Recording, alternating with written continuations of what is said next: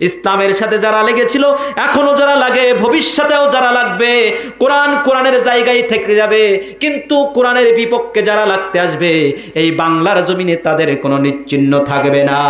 কথা বলেন ঠিক না বেঠিক? এই কোরআনওয়ালা মানুষদের সাথে যারা নির্যাতন করেছে, এমনকি দুঃখের বিষয় আল্লামা দেলোয়ার হোসেন সাঈদীকে এক পর্যায়ে ষড়যন্ত্র করে মেরে ফেলেছে, তারপরেও তার জানাজার নামাজটা আমাদের সঠিকভাবে পড়তে দেয় নাই। কথা বলেন ঠিক না বেঠিক? আরো জোরে কোন ঠিক না বেঠিক? আল্লাহ রাব্বুল আলামিন বলছেন, ইন্না নাহনু নাযালনা যিকরা ওয়া ইন্না লাহু লাহাফিজুন। জোরে বলেন আল্লাহু আকবার। আল্লাহ রাব্বুল আলামিন বলছেন, এখানে দেখেন, খেয়াল করুন, ইন্না নাহনু নাযালনা যিকরা। যিকরা এখানে কি শব্দ বলেন? জালকা জিকির। কিন্তু আল্লাহ রাব্বুল আলামিন এখানে বললেন যে, হে নবী, আমি আপনার পরে জিকির নাজিল করেছি, তার মানে কোরআন নাজিল করেছি, আর আমি এই কোরআনের সংরক্ষণ। জোরে কোন সুবহানাল্লাহ।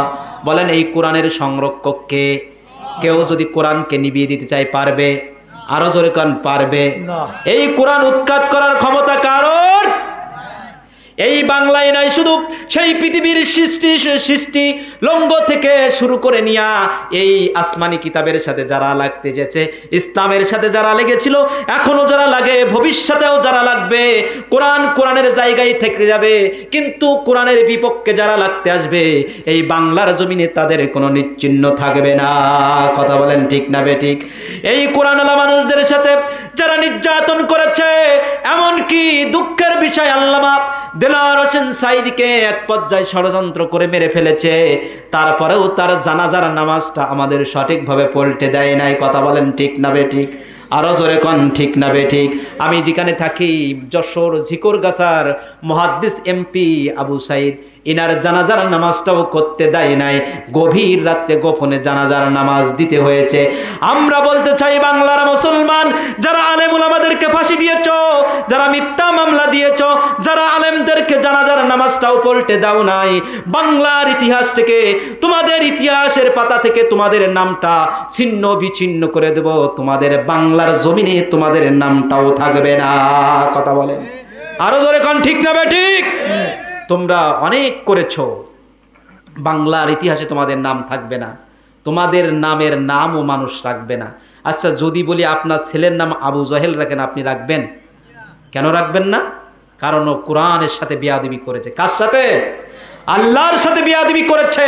এই জন্য আবু জহেলের নামে যদি আপনি একটা কুত্তা পোষেন, তাও কি বলবেন আমার ছেলের নাম কই কুত্তা পোষেন, ওই কুত্তার নামটাও আবু জহেল রাখবেন? এরম রাখবেন?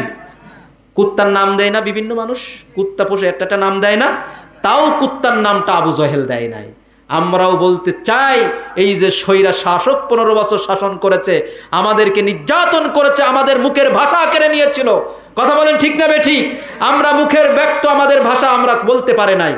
এই যে স্বৈরাচার আমাদের মুখের ভাষা কেড়ে নিয়েছিল, আমরা এর নামও আমরা রাখতে চাই না। কথা বলেন ঠিক না বেঠিক?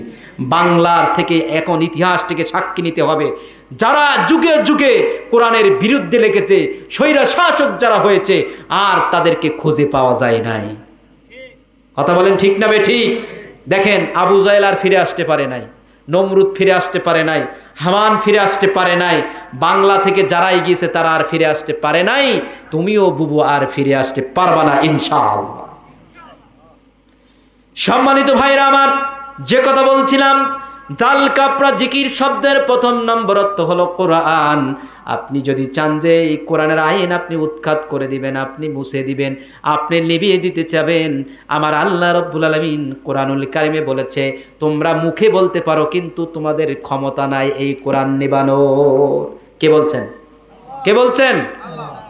আল্লাহ রাব্বুল আলামিন বলছেন, ইউরিদুনা লিইউতফিউ নূরাল্লাহি বিআফওয়াহিহিম ওয়াল্লাহু মুতিম্মু নূরি ওয়ালাউ কারিহাল কাফিরুন। জোরে বলেন আল্লাহু আকবার। আল্লাহ রাব্বুল আলামিন বলছেন, ইউরিদুনা লিইউতফিউ, যারা এক শ্রেণীর মানুষ কাফেররা তাদের মুখের ফু দিয়া কোরআনের আইন নিভিয়ে দিতে চায়, কোরআনের আইন, কোরআনের আলো নিভিয়ে দিতে চায়, কিন্তু আমার আল্লাহ রব্বুল আলামিন বলছেন ওয়াল্লাহু মুতিম্মু নূরি, আমি আল্লাহ রব্বুল আলামিন আমার কোরআনের আলো জ্বালিয়ে দেব। জোরে কোন সুবহানাল্লাহ। তাহলে কোরআনের আইন জ্বালাবে কে? তাহলে এই কোরআন সংরক্ষণ করবেন কে? কারোর ক্ষমতা আছে দুনিয়া থেকে উৎখাত করার? আরো জোরে কোন আছে? আছে। এজন্য বন্ধুরা দেখেন, আপনারা দেখবেন বিভিন্ন সংবাদ পত্রিকায় দেখবেন যখন লঞ্চের মধ্যে আগুন লেগে যায়, এরকম ঘটনা আপনারা দেখেন নাই কখনো? লঞ্চের মধ্যে আগুন লেগে গিয়েছে, লঞ্চের মধ্যে সব পুড়ে ছারখার হয়ে গিয়েছে, কিন্তু আল্লাহর কোরআন পড়ে নাই। জোরে কোন সুবহানাল্লাহ। এই কোরআনের দায়িত্ব নিয়েছেন কে? আবার দেখেছি এমন এমন বিল্ডিংয়ে, ঢাকা বিল্ডিংয়ে আগুন লেগে গিয়েছে, সব পুড়ে ভস্ম হয়ে গিয়েছে, কিন্তু আল্লাহর কোরআন পড়ে নাই। কেন পড়ে নাই? আমার আল্লাহ বলছেন এই কোরআন আমি নিজেই সংরক্ষণ করব। তাহলে জিকির শব্দের প্রথম নম্বর অর্থ কি বলেন? আরো জোরে বলেন কি? কোরআন। তাহলে যে ব্যক্তি, যে পীরই হোক, যে আলেমে হোক, যে মুহাদ্দিস মুফতি হোক, যদি কোরআন দিয়ে আপনাদেরকে বোঝায়, আমি এই চেয়ারে বসে যদি কোরআন দিয়ে বুঝাই, তাহলে আমার কথা মানবেন, না হলে মানবেন না। কথা বলেন ঠিক না বে ঠিক?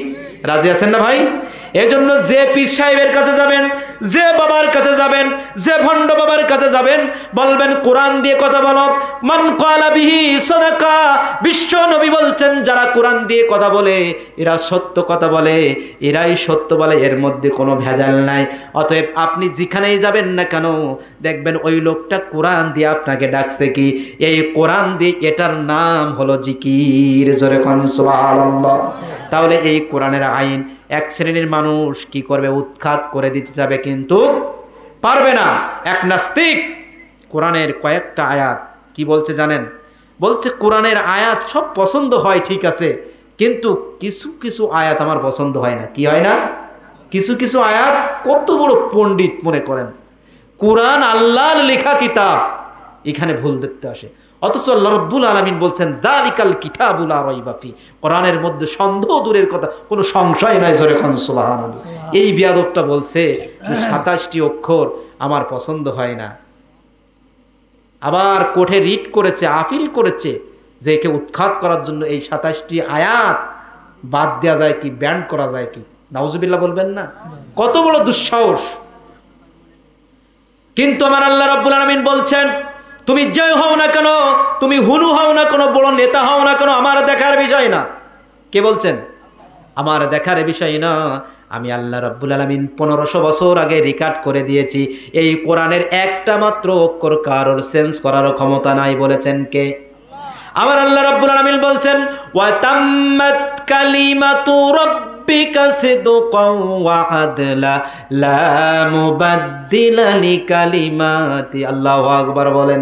আল্লাহ বলছেন এই কোরআনটা যেখানে যেটা লাগবে, এই কোরআনটা সত্য আর ইনসাফ দিয়ে আমি আল্লাহ রাব্বুল আলামিন পরিপূর্ণ করে দিয়েছি। লা মুবাদদিলা লিকালিমাতি, কারোর একটা অক্ষর ক্ষমতা নাই চেঞ্জ করার। কথাকার? আরো জোরে বলেন কথাকার? তাহলে আমার আল্লাহ রাব্বুল আলামিন বলছেন এই আইন কারো চেঞ্জ করার ক্ষমতা নাই। বন্ধুরা আমার, তাহলে জাল কাপড়া জিকির আমরা এক শ্রেণীর মানুষ মনে করি লা ইলাহা ইল্লাল্লাহ, সুবহানাল্লাহ, আলহামদুলিল্লাহ, এটা মনে হয় শুধু জিকির। আপনারা আবার মনে করেন না হুজুর মনে হয় লা ইলাহা ইল্লাল্লাহর বিরুদ্ধে বলছেন। না, লা ইলাহা ইল্লাল্লাহ, সুবহানাল্লাহ, আলহামদুলিল্লাহ, এটাও জিকির। কিন্তু শুধু এটা জিকির নয়, আপনি সকাল থেকে শুরু করে নিয়া আপনি ঘুমানো পর্যন্ত যত কাজ হবে আল্লাহর স্মরণে। জোরে কোন ঠিক না বে ঠিক? আপনি শুধুই সুবহানাল্লাহ বললেন আর কিছুই করলেন না। আপনি ব্যবসা করতে গেলেন, ব্যবসার মধ্যে আপনার ভেজাল ঢুকালেন, আপনি ব্যবসার মধ্যে হালাল ভাবে ব্যবসা করবেন, এটাই হলো আল্লাহর জিকির।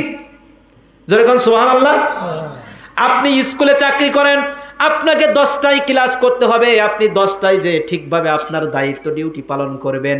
আপনি চেয়ারম্যান সাহেব, আপনার ইউনিয়নের সুন্দর করে আপনার জনগণের সেবা দিবেন, এটার নাম হলো জিকির। জোরে কোন সুবহানাল্লাহ। আপনি শুধুই বলবেন সুবহানাল্লাহ, লা ইলাহা ইল্লাল্লাহ, এটা জিকির শুধু?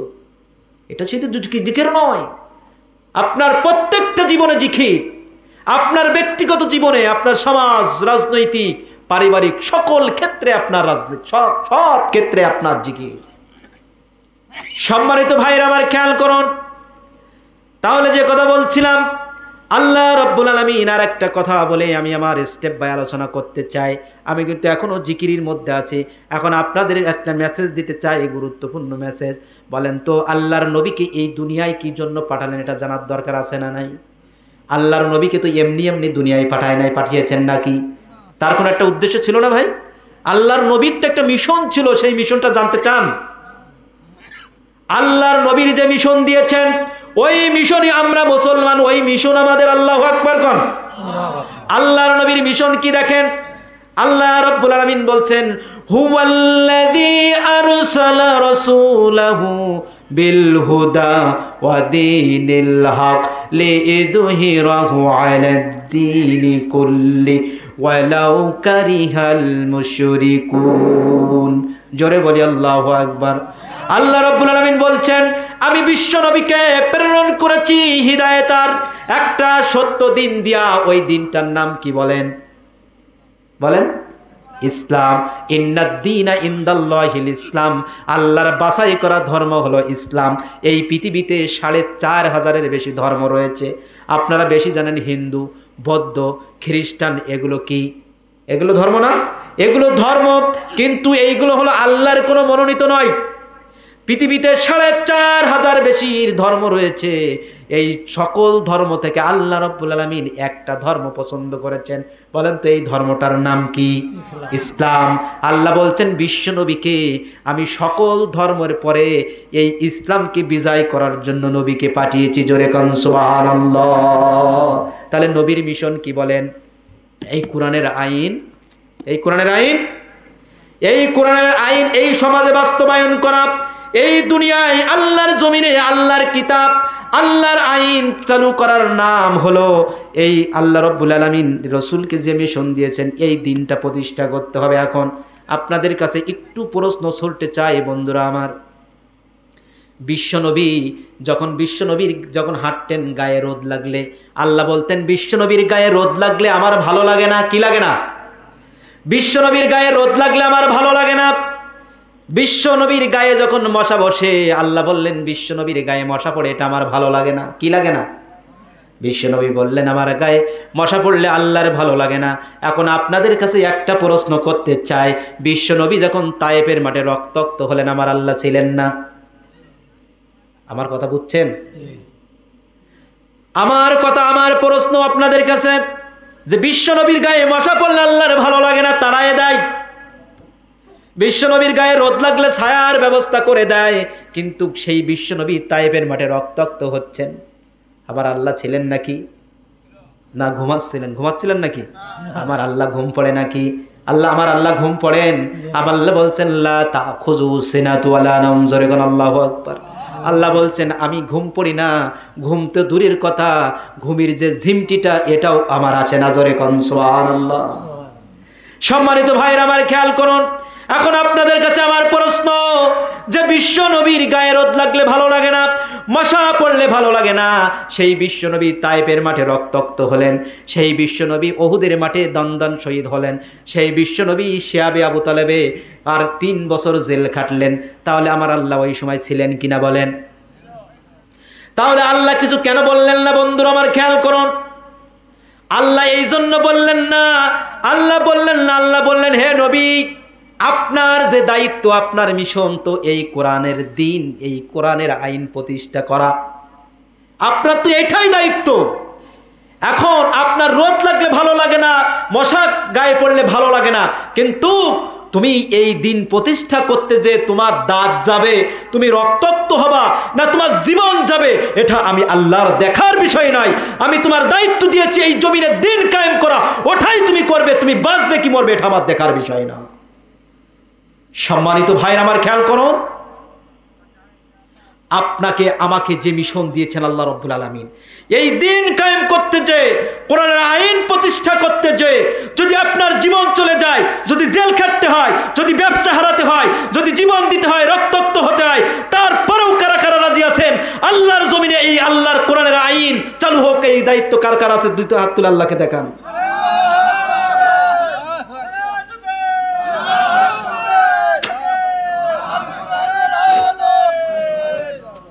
সম্মানিত ভাইরা খেয়াল করুন, আমরা বাবার শাসনও দেখেছি, দেখেছি কিনা বলেন? দেখি নাই? আমরা বাবার শাসন দেখেছি, আমরা স্বামীর শাসন দেখেছি, আমরা চাচা ঈর্ষাদের শাসনও দেখেছি, আমরা ভাবির শাসনও দেখেছি, আমরা বুবুর শাসনও দেখেছি। একটা দেখতে বাকি, বলেন তো সেটার নাম কি? সবগুলো দেখা শেষ না আমাদের? সবার দেশ চালানো আমাদের দেখা শেষ। এই আল কোরআন দিয়ে সংসার চললে, এই দেশ চললে কেমন হতো এটা দেখার দরকার আছে না নাই? এই জন্য আগামী দিন সুযোগ এসেছে, এই সুযোগ হাতছাড়া করা যাবে না। আমাদের সব এক হয়ে এক প্ল্যাটফর্মে এসে আল্লাহর দ্বীনকে প্রতিষ্ঠা করার দরকার আছে না নাই? আপনারা রাজি আছেন তো ইনশাআল্লাহ? আল্লাহ পাক আমাদের সকলকে তৌফিক দান করুন, আমরা বলি আমিন। সম্মানিত ভাইরা, তাহলে নবীর মিশন কি বলেন? দ্বীন প্রতিষ্ঠা করা। এখন নবী নাই, এই দায়িত্ব কার? আমাদের, আল্লাহর। এই দায়িত্ব আমাদের। এখন তাই আপনার জীবন থাকবে কি, আপনার চাকরি যাবে কি, মায়ের খেতে হবে কি, জেল খাটতে হবে কি, এই দিক তাকালে হবে না। দিন কায়েম এর কাজে নিয়োজিত থাকার দরকার আছে না নাই? সম্মানিত ভাইরা আমার, জাল কাপড়া জিকির শব্দের প্রথম নম্বর অর্থ আমি আপনাদের সামনে করলাম, সেটা হলো কি বলেন? কোরআন। এবার জাল কাপড়া জিকির শব্দের দ্বিতীয় নম্বর অর্থ, আমার আল্লাহ রাব্বুল আলামিন জিকির শব্দের দ্বিতীয় নম্বর অর্থ যেটা, সেটা বললেন জিকির শব্দের দ্বিতীয় অর্থ হলো উপদেশ। একটু বসেন, এবার আলোচনাটা গভীরে যাচ্ছি, এবার বেশি ভালো লাগবে আপনাদের আমি আশা করি। তাহলে জাল কাপড়া জিকির শব্দের দ্বিতীয় নম্বর অর্থ কি বলেন? উপদেশ। আমার আল্লাহ রাব্বুল আলামিন বলছেন, ফাযাক্কির বিল কুরআনি মান ইয়াখাফু ওয়াঈদ। জোরে করে আল্লাহু আকবার।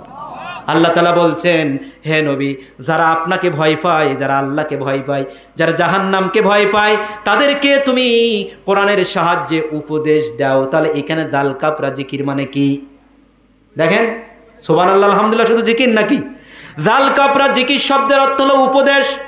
এখন সম্মানিত ভাইরা, আল্লাহ পাক নবীকে বললেন যে তোমরা জিকির, তুমি কোরআন দিয়ে মানুষকে উপদেশ দাও।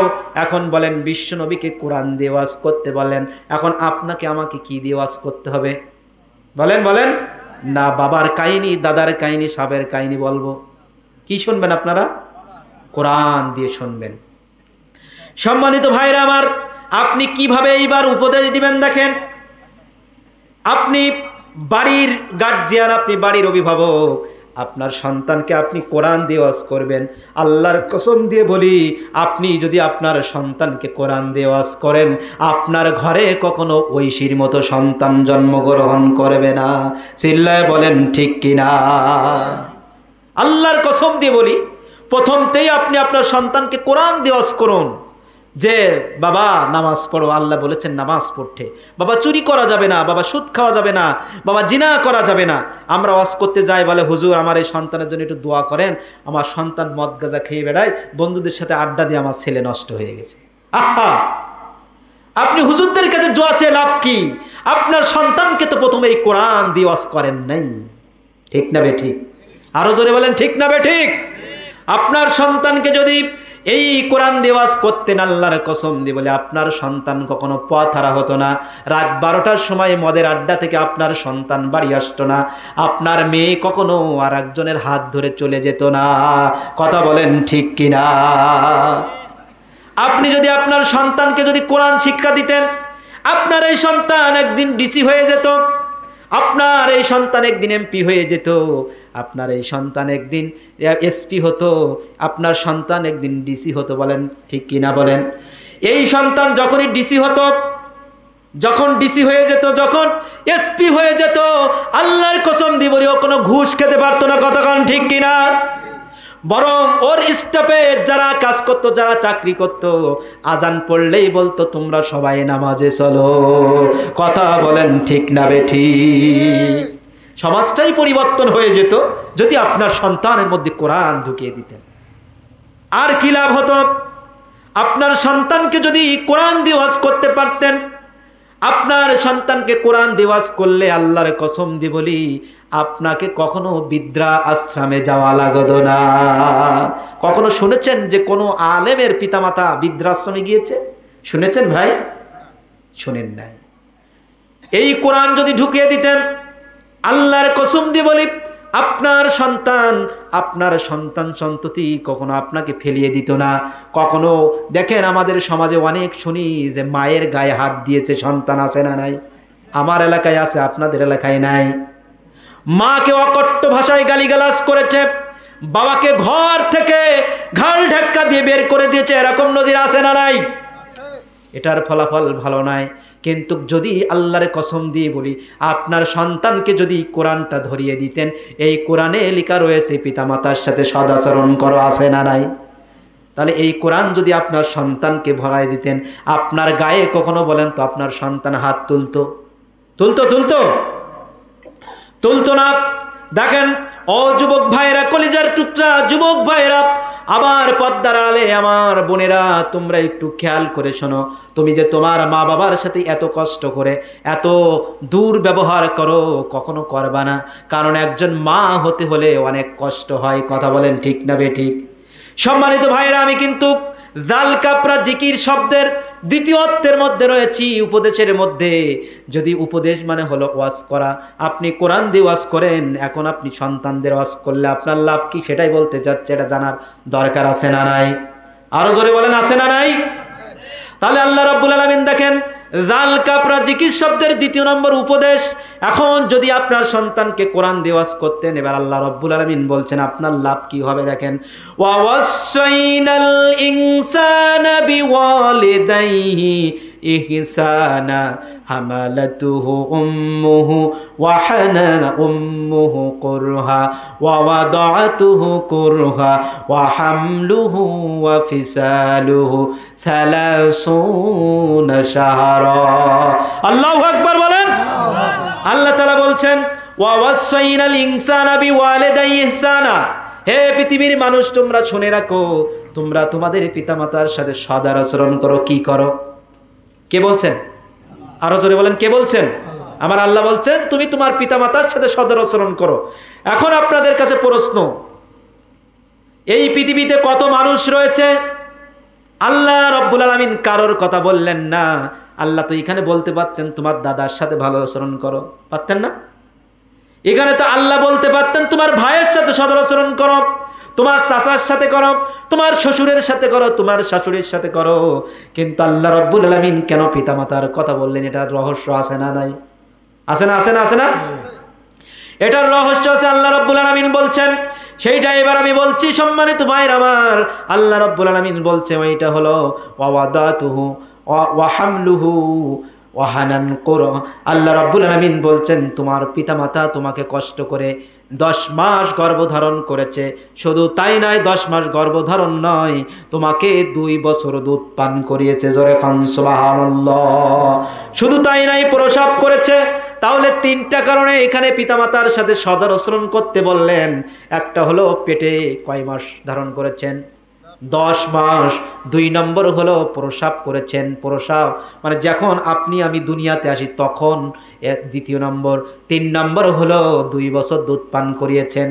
এবার একটু খেয়াল করুন বন্ধুরা আমার, খেয়াল করুন, পর্দার আড়ালে মা বোনেরা আছেন, একটু খেয়াল করে শুনুন। ও কলিজার টুকরো, কলিজার যুবক টুকরো আমার ভাইরা, একটু খেয়াল করুন, কানের দিল লাগান যে আপনার মা কত কষ্ট করে আপনাকে দুনিয়ায় নিয়ে এসেছেন।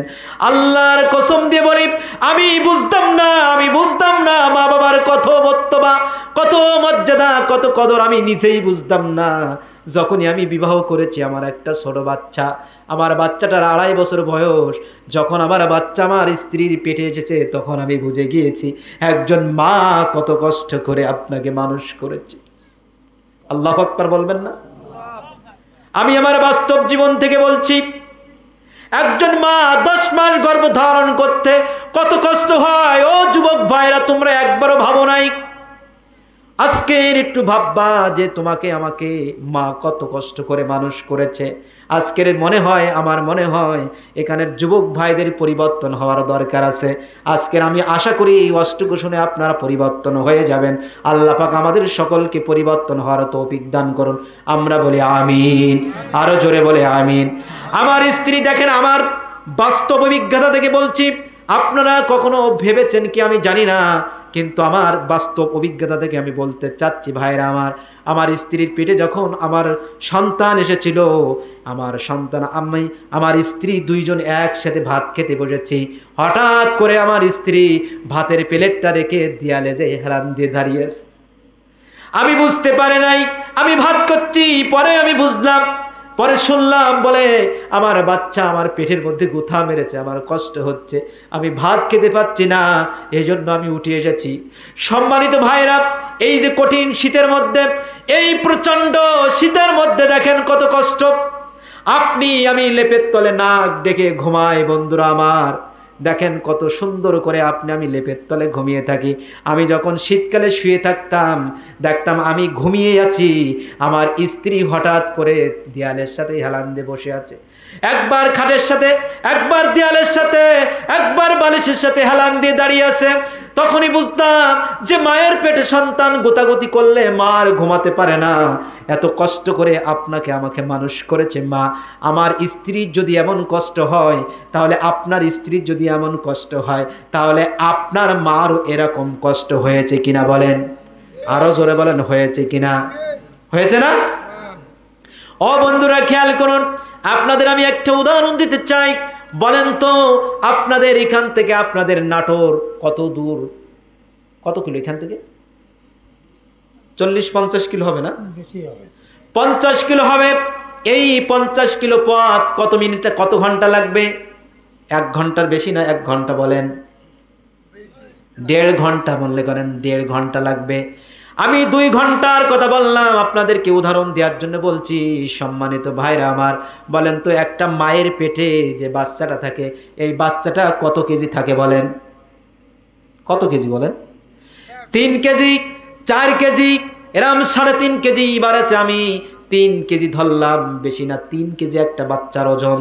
এবার আপনাকে আমি একটু পরীক্ষা করব, আপনাকে আমি এবার একটু জিজ্ঞাসা করতে চাই, ভাই এখান থেকে নাটোর যেতে 2 ঘন্টা সময় লাগবে, আপনার কাছে আমি একটা 3 কেজি ওজনের প্যাকেট আপনাকে দেব, 3 কেজি ওজনের একটা বোঝা আপনাকে দেব, আপনাকে বলবো আপনি কোথাও রাখতে পারবেন না, আপনি এই হাতের মধ্যে করে রেখে আপনি ওই নাটোর শহর পর্যন্ত যাবেন।